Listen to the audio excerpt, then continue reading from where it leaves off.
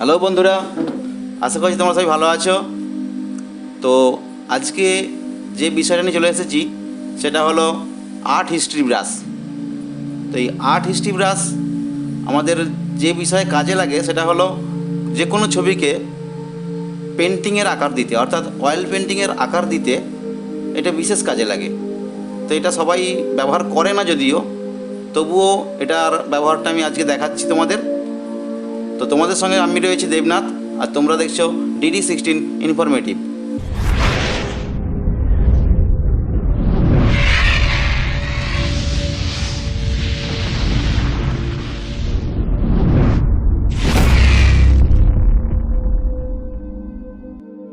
তো চলো বন্ধুরা, আজকে দেখে নিই আর্ট হিস্ট্রি ব্রাশ সম্বন্ধে। তো এই আর্ট হিস্ট্রি ব্রাশের শর্টকাট হলো ওয়াই, অর্থাৎ কিবোর্ড থেকে আমরা যদি ওয়াই প্রেস করি তাহলে আমরা আর্ট হিস্ট্রি ব্রাশ হাতে পেয়ে যাই। আমরা আগের দিন ক্লোন স্ট্যাম্প বা স্ট্যাম্প টুল দেখিয়েছি।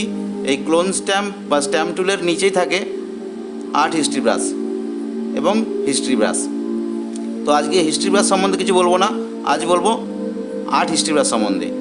তাহলে আমি কিবোর্ড থেকে ওয়াই প্রেস করলাম, আমার হাতে আর্ট হিস্ট্রি ব্রাশের টুলস চলে এসেছে এবং এই মুহূর্তে আমি একটা ছবি ওপেন করে নিয়েছি, যে ছবিটাকে আমি পেন্টিংয়ের, মানে এটা তো ছিল ওয়াটার কালার, তো এই ওয়াটার কালারটাকে আমি অয়েল পেন্টিংয়ের রূপ দেব।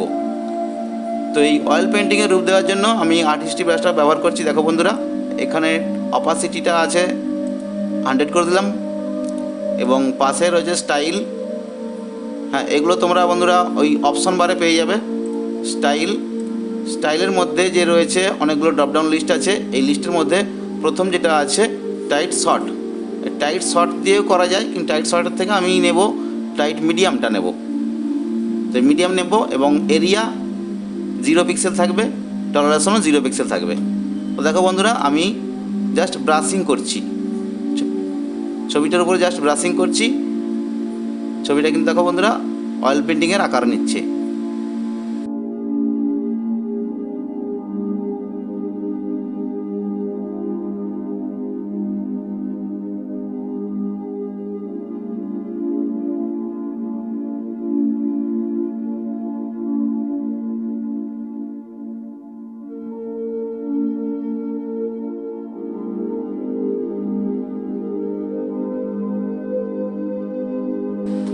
দেখো বন্ধুরা, আমার ছবিটা কিন্তু এই মুহূর্তে অয়েল পেন্টিংয়ের আকার নিয়ে নিয়েছে। অর্থাৎ এটা কিন্তু অয়েল পেন্টিং ছিল না, এটা ছিল আমার ওয়াটার কালার, জল রঙের ছবি ছিল। তো সেই জল রঙের ছবিটা কিন্তু এখন আমার কাছে অয়েল পেন্টিংয়ের মতো মনে হচ্ছে। তো হট করে যে কোনো মানুষ যদি দেখে, তো সে কিন্তু বুঝতেই পারবে না যে এটা ওয়াটার কালার বলে, সে কিন্তু ভাববে যে এটা অয়েল পেন্টিংই আছে। তো এরকমই কিছু ছবি আমি আরও রেডি করে রেখেছি। এগুলো দেখো বন্ধুরা, তোমরা দেখলে ভালো বুঝতে পারবে।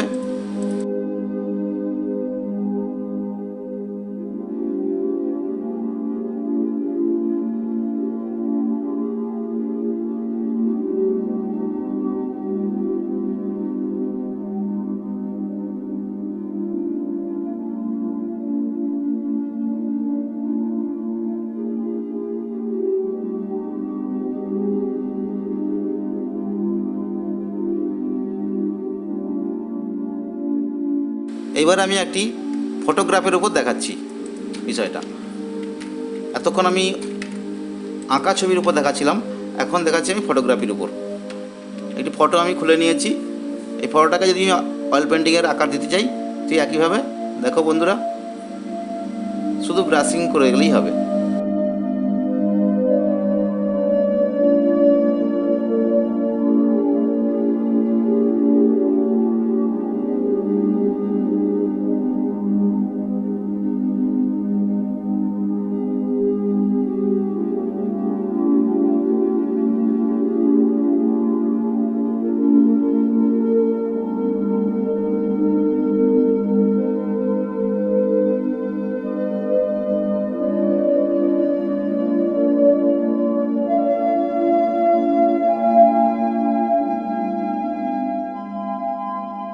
দেখো বন্ধুরা, আমার অয়েল পেন্টিং রেডি হয়ে গেছে।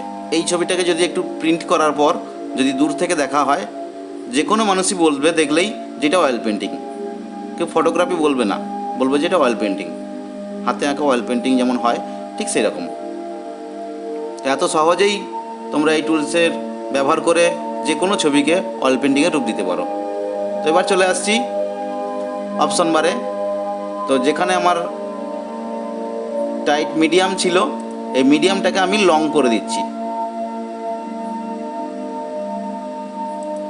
লং করলে কি হয় দেখো বন্ধুরা, এখানে যে পেন্টিংয়ের অয়েল পেন্টিংয়ের যে আঁচড়গুলো থাকে,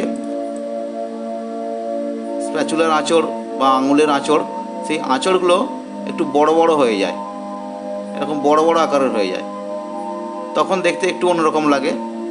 তো এতে ছবির কিন্তু বিশেষ তফাৎ হয়ে যায় না, ছবিটাকে ঠিক রাখে, ছবিটাকে ঠিক রেখে এগিয়ে চলে।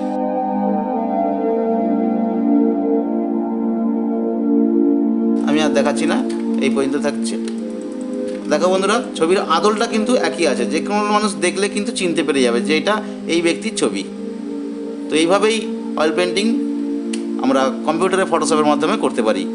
আমি আরও দেখাচ্ছি লুজ মিডিয়াম। লুজ মিডিয়াম দিয়ে দেখো বন্ধুরা,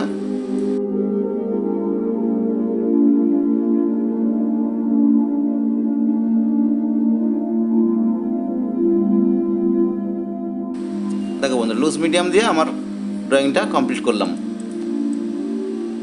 এবার যদি এটাকে দূর থেকে দেখা হয়, তো দূর থেকে দেখানোর জন্য আমি ছোটো করে নিচ্ছি পিকচারটাকে, ভিউটা ছোটো করে নিলাম। এবার দেখো একদম অয়েল পেন্টিং লাগছে। তো এবার দেখাচ্ছি যেটা, যে এই এরিয়া, ওপরে অপশন বারে যে এরিয়াটা রয়েছে, এই এরিয়া বাড়ালে কি হয়। আমি এরিয়া প্রথমে 0 রেখেছি। এরকম অবস্থা দেখো, পেন্টিংটাকে আমি শুরু করলাম যখন, এখানে দেখো এফেক্টটা দেখলে বুঝতে পারবে যেটা হলো। এবার এরিয়াটা আমি বাড়িয়ে দিচ্ছি, ড্রয়িংটা আরও বেশি বোঝা যাচ্ছে, ভালো জিগজ্যাগ ভাবটা বেশি আসছে।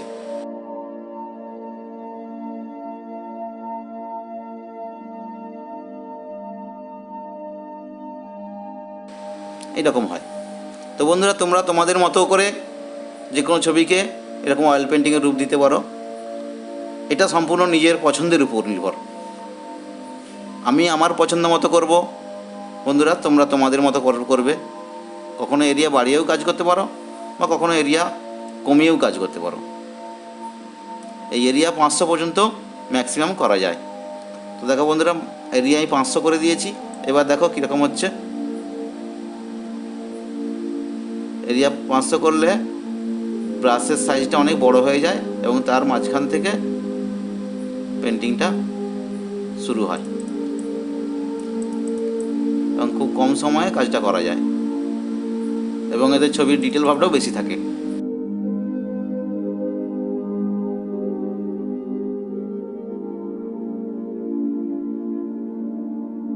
ঠিক আছে বন্ধুরা, আজকের ভিডিও এই পর্যন্তই। তো বন্ধুরা, তোমাদের এই আর্ট হিস্ট্রি ব্রাশের কাজ কেমন লেগেছে কমেন্ট করে অবশ্যই জানাও। এবং তোমরা যদি এই আর্ট হিস্ট্রি ব্রাশ ব্যবহার করে কোনো পেন্টিং রেডি করো, তাহলে সেই পেন্টিং আমার ডেসক্রিপশন বক্সে ইমেল আইডি দেওয়া থাকছে, ওই মেল আইডিতে মেল করেও আমাকে দেখাতে পারো। যে সকল বন্ধুরা আমার চ্যানেলে নতুন, তো তারা অবশ্যই চ্যানেলটি সাবস্ক্রাইব করে নেবে এবং পাশে থাকা বেল আইকনটি দাবিয়ে দেবে, যাতে আগামী ভিডিও নোটিফিকেশান পেতে কোনো অসুবিধা না হয়।